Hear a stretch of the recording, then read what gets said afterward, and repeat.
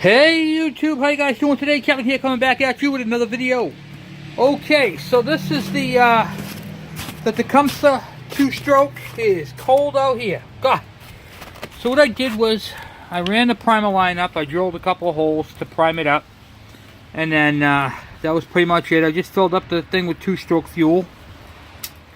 Switch is on. See if we can get this thing to pop off. Primed it already.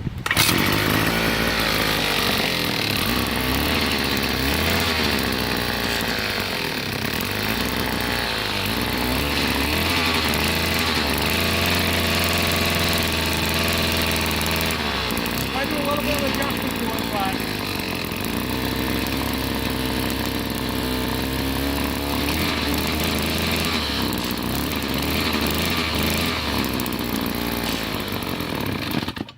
and that's it for at the moment. I gotta do a little bit of adjustment. I can adjust it from right there, open that up or close it down a little bit, but that's pretty much where I'm at with it. I know it's a real short video, but see if it'll pop off again.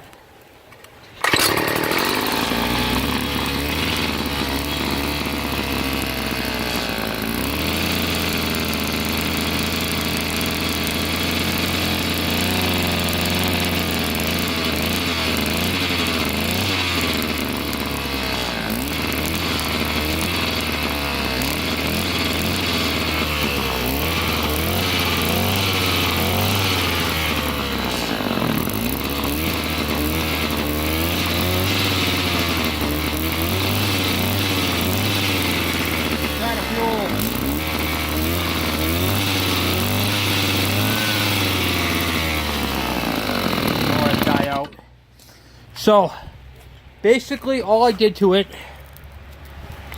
was I put I'll put up here so I can show you what I did. Okay, I drilled 3 holes, one for the center for the primer line, 2 1/4 inch to pop this onto it. I took this cover back off and ran the hose. It has a bigger adapter, so I had to see what I had to do. I had to put this hose into a little bigger hose to make it for the primer, which worked out great. And then that was pretty much it, guys. That was pretty much it. Now to adjust the idle, I'm going to change that little knob right there, the little pilot, the main jet, because there's only one jet. This doesn't have an idle circuit, so that's it. And then to richen it, I'm going to go back it out, and to lean it out, I'm going to go back in.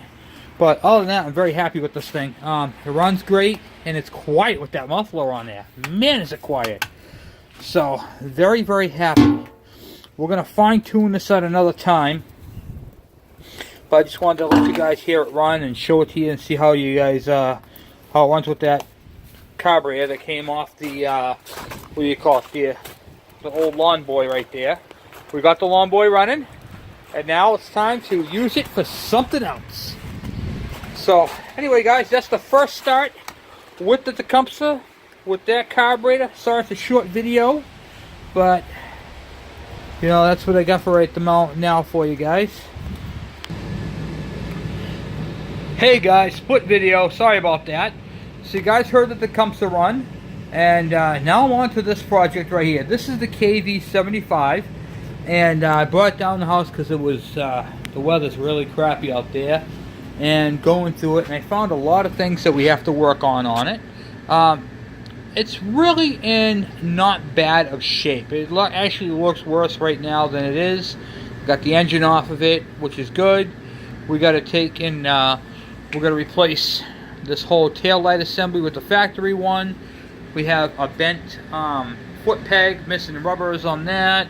You can see where the Mickey Mouse, the brakes stay.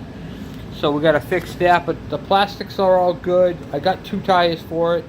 The rims are all in alright shape. They gotta be banged out a little bit, nothing dramatic. It's missing the wiring harness, it's missing a whole bunch of parts. So I'm actually gonna be on the hunt for parts for this bike. So if you guys have any or know of any, literally every aspect of this bike has issues with it.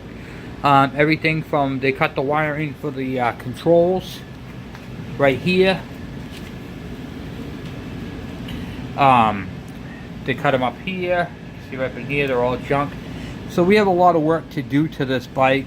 Luckily, the bearings in the front end are in good shape. Everything's good there. Everything's RTG.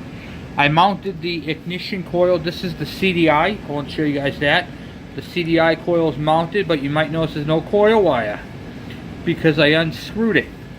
The coil wires come off on those, which is nice. And here it is right here. So you get your rubber boot right here, and this right here literally just screws onto it, and just go around, and then next thing you know, you get your coil wire on there, you know, and it goes on there nice and tight. But this coil wire here for the KE is short. So, because I'm doing modifications, I'll show you guys real quick. I'm going to use the coil wire, which I got the kickstand on, off of the factory coil right here. That's a factory coil for the KV. We're going to be using that coil wire on that coil. A lot of guys are like, oh, I didn't know you could do that. Well, you can. So you got to be patient for it. If they're glued in, then you might want to use a heat gun, a low range heat gun, not a high heat range gun. But other than that, everything else on this bike is in decent shape. The chain guard's all intact. Everything's all intact.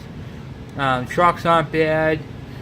So it's got the frame's not cracked. Typically, when you have adults driving them, they crack up in here. This one's not cracked. Everything's good. The frame is straight. It was never backed over or anything like that. There's no cracking.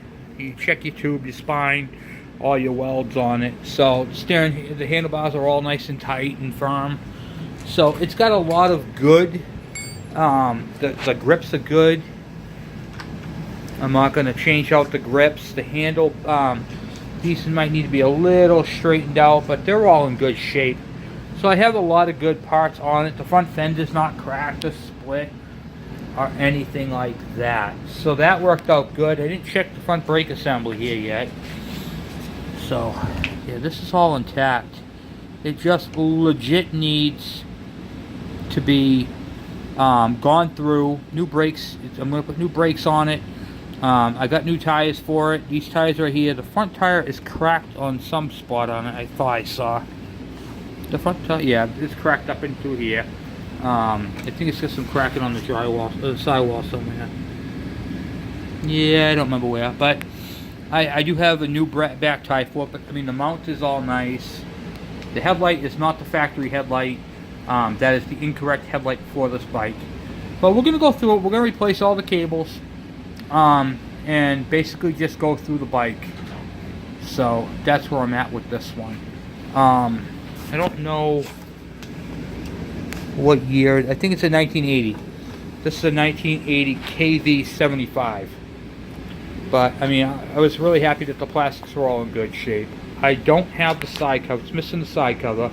The tank is bad. I got to go through and do the tank on it.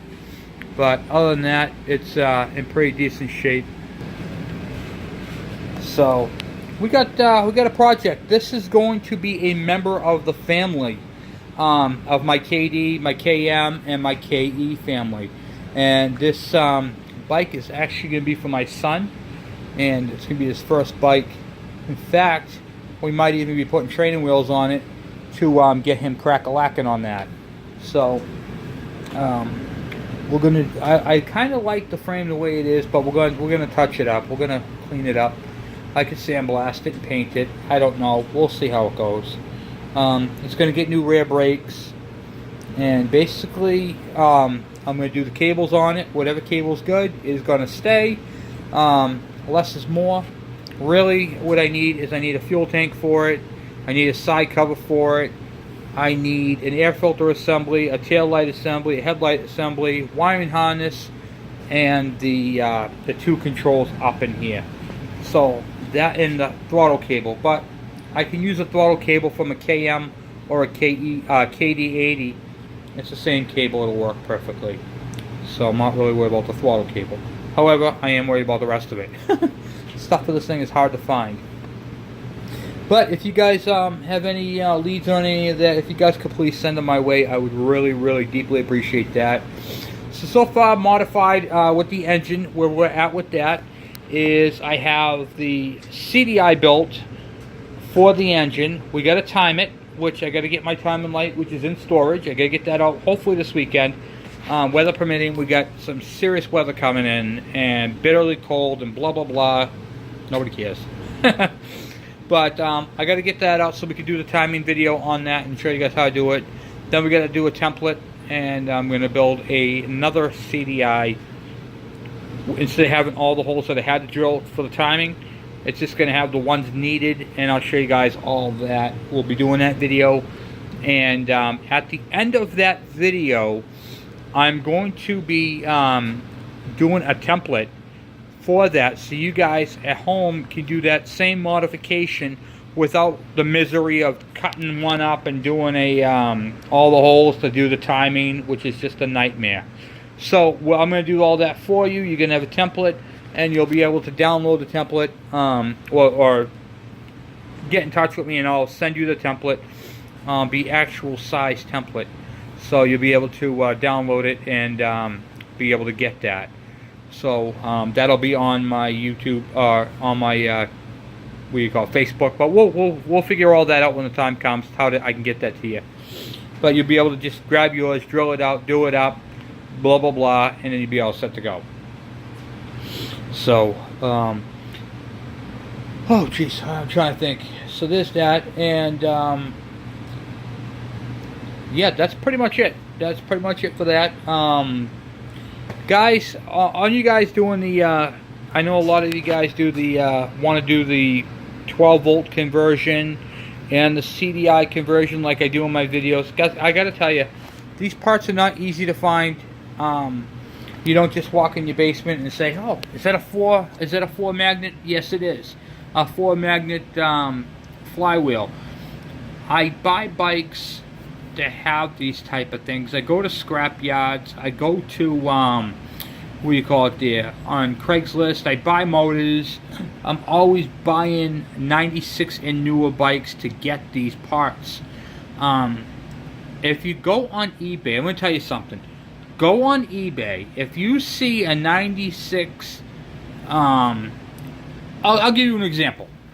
Say you go on eBay and you see this carburetor right here, listed for a 1997 Kawasaki KE100.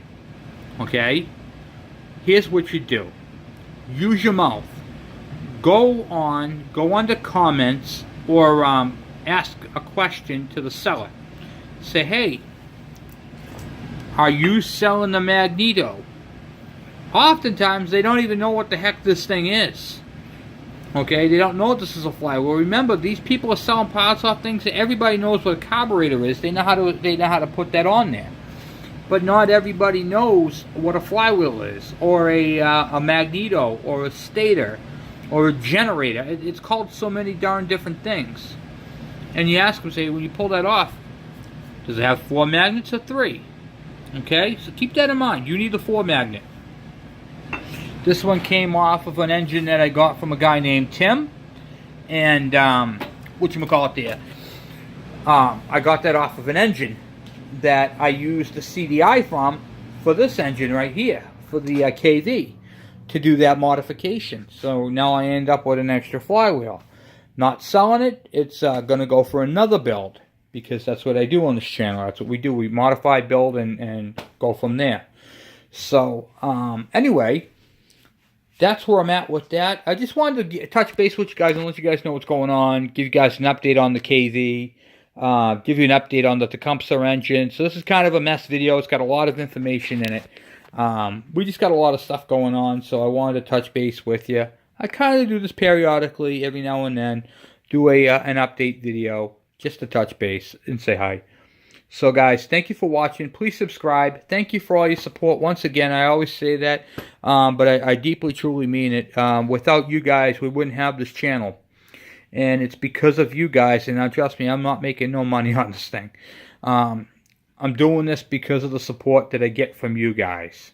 Okay, I love helping you guys out with your bikes. And I have people as far as the Philippines, Pakistan, Russia, all over the place. Watch. I saw one in Korea. When you look under your analytics, it tells you where your videos are being viewed. You guys are all over the place. I mean, everywhere. They're just literally any place that has YouTube has been watching the videos, and that means a lot to me. That really does. So thank you guys for all your support from all over the world, and I just really appreciate all the support. So have a good one, guys. I'm out. Take care.